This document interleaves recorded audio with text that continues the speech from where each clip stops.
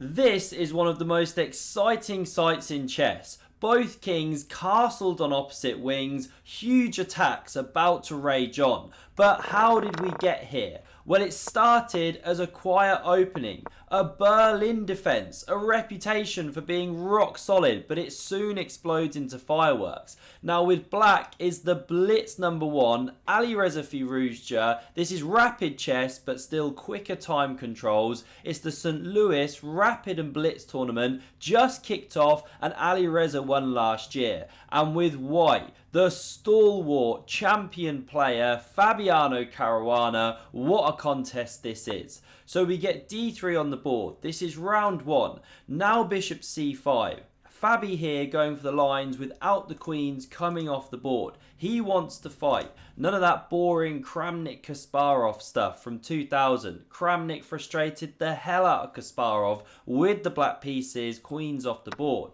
Now this bishop takes on c6. Why would you give up your bishop like that? Well, you shatter the pawns, and now with the pawn structure a bit more static, well, the knights can start manoeuvring around. So h3 played, not yet committing to a plan, as Peter Svidler said in the studio. Great commentary team in St. Louis right now. We get queen e7. Why is Alireza not castling? Knight c3. Why is Fabi not castling? Well, there's a cat and mouse game here. If white goes with the king too soon, before black castles, then rook g8 can come, g5, g4, use this pawn as a hook. Kramnik, again referencing him, won an exceptional game one time using that plan against Levon Aronian. I think it might have been a candidates tournament, I forget. Now we see bishop d7, and we've already got a new position here, so both players pushing the boundaries of theory.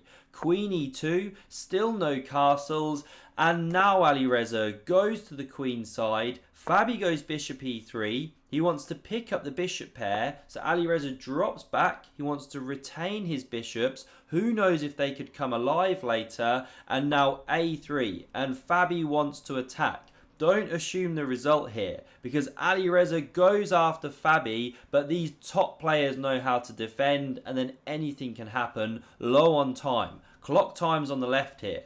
So we see king b8. Now knight d2 comes, and here, after bishop e6, Fabi's got an opportunity to kind of shut the game down.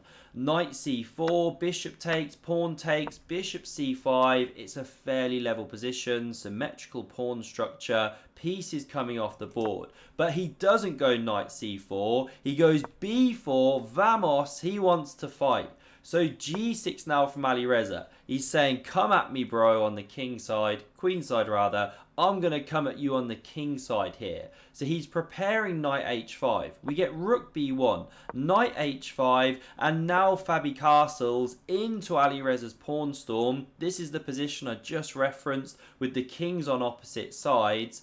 Now, why castle into it? Well, you do want to get this rook into the game. And how to carry on the attack for black here? You know, f5 is a big idea, but anytime white captures, you want to take back with the pawn, but then your knight hangs, and you want to take with the pawn to cover e4, not have a weak, isolated e5 pawn. So Alireza decides to start with f6, Fabi goes rook fd1, and now queen f7. So X-ray supports the knight. There's ideas of g5 in the air as well as f5, different themes going on. And now Fabi, after f3, takes the pressure off the knight, but he's preparing queen f2 to get at that black king. So now Alireza decides the moment has come to pounce with his knight.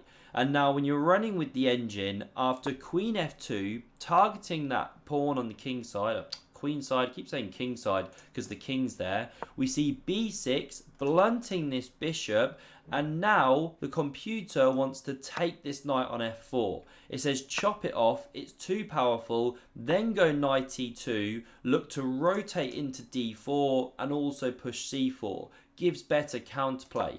But Fabi doesn't do that. He goes pawn a4. Very natural move, trying to get at Alireza's king. Now Alireza starts pawn storming. By the way, just to show you one thing, this tactic's not working. You know, you might think takes back, and knight takes, check, fork these two, but once you capture, there's this in between her, and now you've got a problem, you know, a piece hanging. So if you take here, you're a pawn ahead, piece ahead.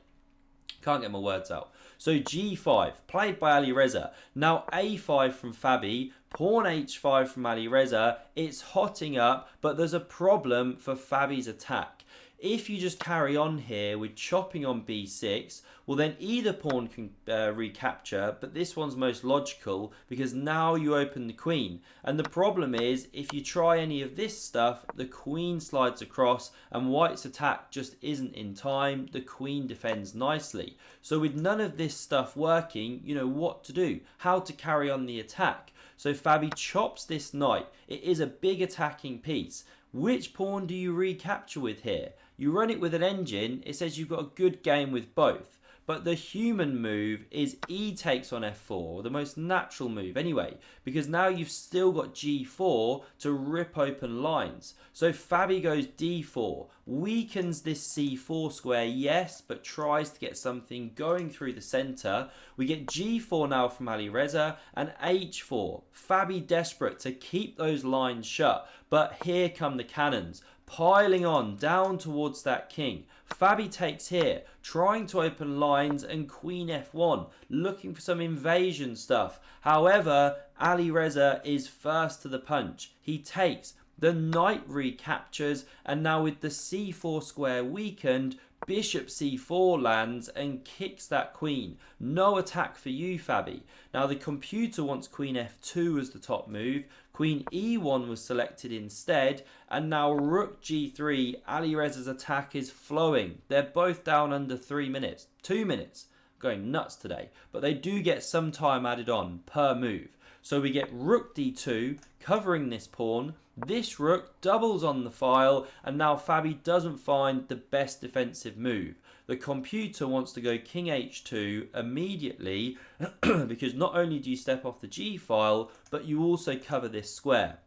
And if this was played, then there's some attacking ideas for black, such as queen d7, transferring to g4, and then bringing this bishop back behind the queen. Sets up all sorts of sacrifices on g2, then the queen hits here, etc. But queen h1 played, king h1, we're just going to have to accept I've gone nuts today.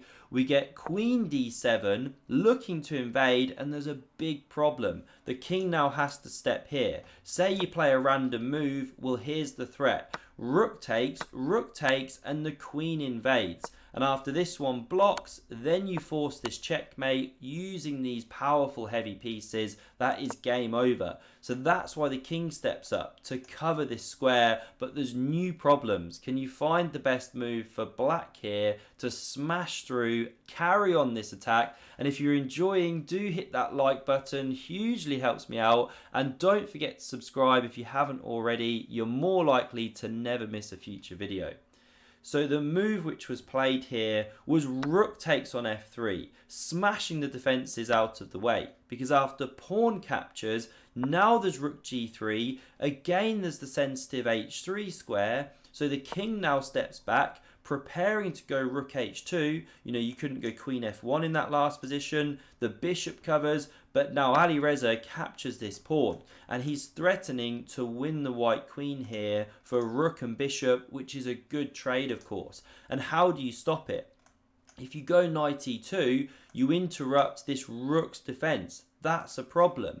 If instead you go, what was the other move I was looking at? Rook f2, say you slide across to challenge this one. Well, now the rook can slide back, check. This one blocks, but there's huge problems after f3. Check. The queen's invading, etc.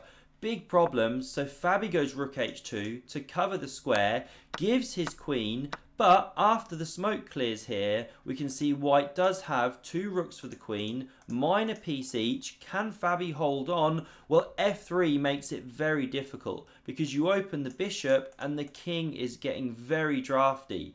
And now the pawn could be captured and you give an exchange, or you could come here, save the rook, but then the queen invades. It gets really bad. So e5 played to try and blunt this sniper, but captures. Knight e4 is the idea. The square was cleared. Here Fabi doing everything just to pick up that bishop. Queen captures. Now he captures a pawn. This one drops. The rooks double. They have to stay connected with this exposed king or they'll drop off the board. But there's a problem. Check. This king comes up the board. You know, you couldn't block here or that pawn would drop. Now Queen e4, centralising, and Alireza is 3 pawns up and a drafty king. This is tough because you can't even defend this one. If King g3, does Queen g4 check? Kick back the king, win the pawn. You can't defend with the rook, it's pinned. So we see King f1, the pawn drops, King e2, and c5. 4 pawns to the good now. Surely lost. We get King d3, King b7, Rook f1, the Queen comes to g4, and this pawn is preparing to push. So Rook f7 played. Now Pawn h4. We get this rook hitting the Queen. You can even check now, win the very final pawn. But instead Alireza checks from here. The King goes, Pawn h3, and we see resignation. You cannot stop the march of this pawn or losing a rook. Something to that effect. You know, if you go Rook f1 and this, well then obviously this drops. And that's the big problem here. There's too many things going on. Even if you pick it up, this is still winning on the Queen side. So Alireza off to a great start in this tournament. Do check out the games which are coming in future days and see another amazing game on screen. Click the video. Thanks very much for watching and I hope to see you soon.